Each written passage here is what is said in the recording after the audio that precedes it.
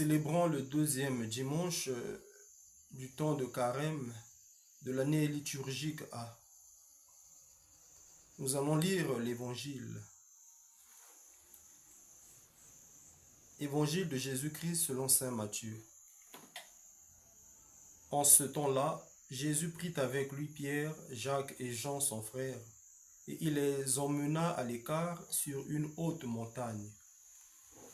Il fut transfiguré devant eux, son visage devint brillant comme le soleil, et ses vêtements blancs comme la lumière. Voici que leur apparurent Moïse et Élie, qui s'entretenaient avec lui.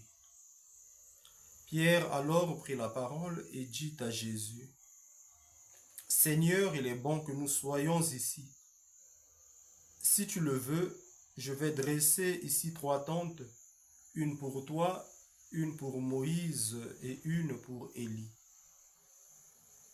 Il parlait encore, lorsqu'une nuée lumineuse les couvrit de son ombre, et voici que de la nuée une voix disait, « Celui-ci est mon fils bien-aimé, en qui je trouve ma joie, écoutez-le. » Quand ils entendirent cela, les disciples tombèrent face contre terre et ils furent saisis d'une grande crainte. Jésus s'approcha, les toucha et leur dit, « Relevez-vous et soyez sans crainte. » Levant les yeux, ils ne virent plus personne, sinon lui, Jésus seul. En descendant de la montagne, Jésus leur donna cet ordre. Ne parlez de cette vision à personne avant que le Fils de l'homme soit ressuscité d'entre les morts. Loué soit Jésus-Christ.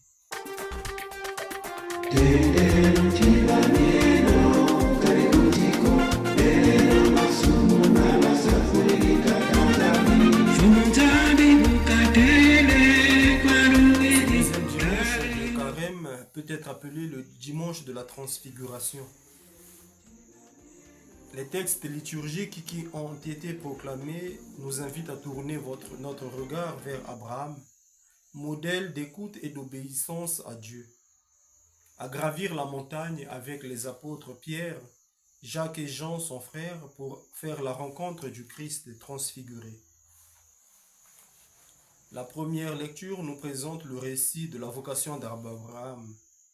Abraham était un homme âgé de 75 ans quand il reçut l'ordre du Seigneur de quitter sa maison et d'aller vers un pays lointain. À ce moment, il s'appelait encore Abraham. 75 ans, ce n'est pas l'âge idéal pour aller à l'aventure, changer de nom et modifier radicalement ses habitudes de vie.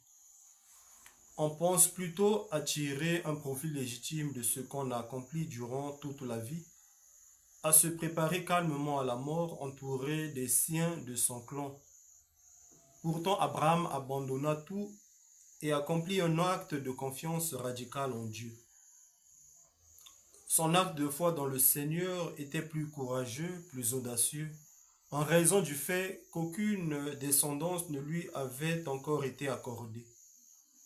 Pas un seul fils pour perpétuer sa lignée, hériter de ses biens et poursuivre son œuvre après sa mort. Cet acte de foi méritoire est le modèle de toute foi. La vocation d'Abraham précède toutes les autres vocations de ceux qui ont été élus dans l'histoire d'Israël. Paul, dans l'Épître aux Romains, appelle Abraham notre père dans la foi, car il est le modèle de tous les croyants, juifs et non-juifs. La vocation d'Abraham, par conséquent, ne s'adressait pas seulement à lui, mais avait une dimension universelle. En toi seront bénies toutes les nations de la terre, lui avait déclaré Yahvé. Et tel est le signe de toute vraie vocation. On n'est pas appelé seulement pour soi-même, mais la faveur divine s'étend à tous les hommes à travers ses élus. Ainsi, le choix d'Israël, comme le domaine particulier que Dieu s'était réservé parmi tous les peuples de la terre, au départ pouvait sembler une discrimination à l'égard des autres nations. Mais il n'en était pas ainsi. Abraham avait été choisi pour bénir la descendance qui devrait sortir de lui. Puis Israël devrait répandre dans le monde entier les bienfaits du Seigneur. Le psalmiste a donc raison de dire, oui, elle est droite la parole du Seigneur, il est fidèle en tout ce qu'il fait, il aime le bon droit et la justice, la terre est remplie de son amour. Dans l'Évangile, l'épisode de la transfiguration advient sur le mont Tabor, aux environs de Nazareth. Dans la Sainte Écriture, Dieu rencontre ses élus de préférence sur une montagne. Pensons au mont Moria, où Abraham offrit un sacrifice à Yahvé, ou au mont Sinaï, sur lequel Moïse reçut les 10 commandements. Sur le mont Tabor, un lieu hautement symbolique, les apôtres sont témoins d'un événement extraordinaire. Ils voient Jésus dans sa gloire, il est transfiguré et son visage devint brillant comme le soleil. En grec, transfiguration signifie métamorphose, changement de forme, d'apparence. Il s'agit d'une épiphanie. La divinité de Jésus transparaît au dehors. Son corps mortel est transfiguré, illuminé par la splendeur de sa nature divine. Cependant, ce n'est pas un corps glorieux comme celui que Jésus possédera à la résurrection, un corps qui a vaincu la mort. Non, la passion et la mort du Christ sont encore à venir, comme Jésus le rappellera aux apôtres en descendant de la montagne. Mais la transfiguration rend plus sûre la résurrection, car elle révèle à leurs yeux ce qu'ils avaient seulement entrevu dans la foi. La manifestation de Dieu dans notre vie s'accomplit de bien des manières.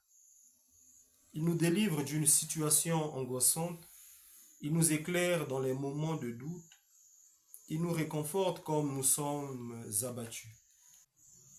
Mais cela ne signifie pas que nous sommes parvenus au bout du chemin, que nos batailles ont pris fin. La vision béatifique ne nous sera accordée qu'à la fin de notre existence terrestre, si nous avons combattu le bon combat de la foi. Et Dieu se montre à nous pour que nous ayons la force de continuer le chemin et aussi pour que nous sachions que nous ne souffrons pas en vain. Élie et Moïse apparaissent pour converser avec Jésus. Et devant cette manifestation de la puissance divine, Pierre s'exclame, « Seigneur, il est bon que nous soyons ici. Si tu le veux, je vais dresser ici 3 tentes, une pour toi, une pour Moïse et une pour Élie. » La référence à la tente s'explique facilement. C'est dans une tente, la tente de la rencontre ou le tabernacle, qu'Israël, durant ses pérégrinations, en chemin vers la terre promise, faisait l'expérience de la gloire divine. Et du ciel se fait entendre une voix, celle du Père. « Celui-ci est mon Fils bien-aimé, en qui je trouve ma joie. Écoutez-le. » Ces paroles du Père rappellent le baptême de Jésus au Jourdain, dans l'évangile de Matthieu. La différence est que ces mots « écoutez-le », l'ordre d'écouter Jésus ne se trouve pas dans le récit du Jourdain. Écouter dans le langage hébreu signifie obéir. Écouter quelqu'un veut donc dire bien plus que l'entendre. Il faut mettre en pratique ce qu'il dit.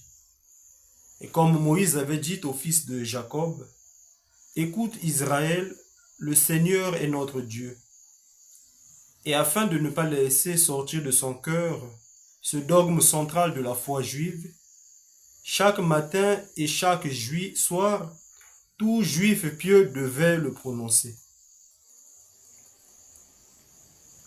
Ce temps de carême est pour nous un moment privilégié pour nous dépouiller de toutes nos vieilles habitudes, de nos fausses sécurités, afin de répondre généreusement à l'appel aimant de Dieu.